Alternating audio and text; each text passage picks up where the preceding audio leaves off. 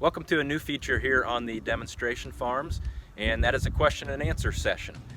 We wanted to provide more information on topics of interest to you, topics that we get asked about at field days and presentations around the state, and wanted to bring in experts on that particular topic. Today's topic is about gypsum. So today we're here at J&B Precision Application just outside of Ottawa. They do a lot of application, custom application for farmers with lime and gypsum and chicken litter. And we are going to be talking to Greg LaBarge, a field specialist, Agronomic Systems with The Ohio State University Extension. Greg's been involved in a few research projects surrounding the application of gypsum, so he's an expert on the topic, and we're going to ask him quite a few questions.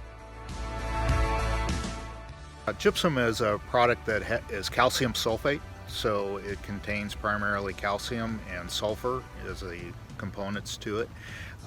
As far as use of it, what we use it for is really a material to amend the soil, thinking about adding sulfur primarily, and then also we can see some benefits as far as soil structure is concerned. The sourcing of sulfur really would be from the ag retail sector, visiting with your local ag retailer. The product itself is generally what we have available from an agricultural perspective is coming from the flue gas desulfurization process and cleaning up the air coming out of some of our electrical plants. So that's our main source. You can also have gypsum that is mined. Then also that's used in some other industrial applications that there's excess from, including after construction, leftover drywall can be ground up as a source of gypsum. From a soil perspective, gypsum application does do and change the structure of the soil. We have better aggregate stability in soils that are treated with gypsum, and with that then we have better infiltration of water into the soil profile. The benefits of that can be on some of our heavier soils, but it's often difficult to find that yield increase that helps pay for the cost of the product just from that use of changing soil structure.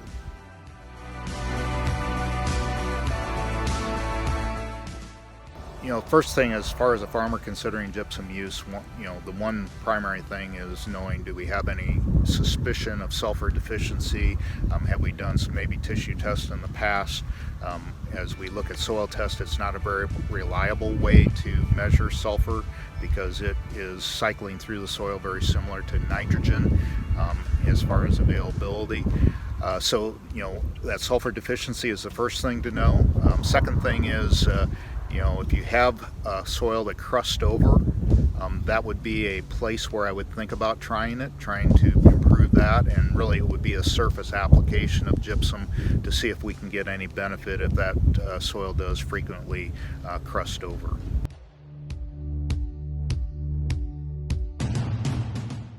From a water quality perspective, we have done one Edgefield trial here in the state that does gives us a measure of the water quality impacts. It was a 2-year study.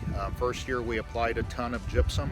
We saw some decrease in the concentration of phosphorus leaving the site, and then in the second application we actually saw a decrease in loading, and that decrease in loading was somewhere around 30 to 40%, and that was both for the tile water as well as the surface water leaving the site. And kind of the mechanism there from a water quality perspective is that calcium does bind with phosphorus and thus does reduce the availability. It is somewhat pH dependent as far as that reaction, but that is one of the materials that does bind phosphorus to make it a little less available for a short period of time, and then it can be re-released as we get further into the growing season and years.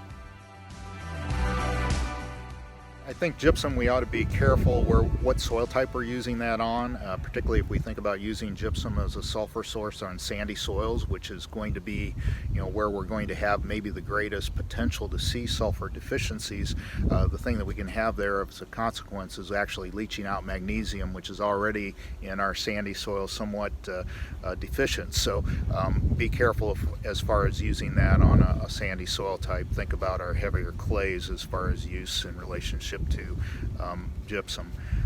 Then I think the secondary long-term issue is availability of gypsum in the future, particularly if we see more regulations on coal-generated electricity.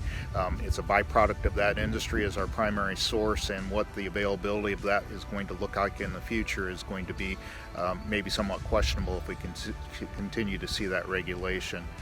Well, we appreciate Greg taking the time out of his day-to-day to answer our questions on gypsum. And if you have more questions in regards to water quality and agriculture, please feel free to reach out to us and shoot us an email or a comment on our social media pages, and we will make sure that we answer your questions.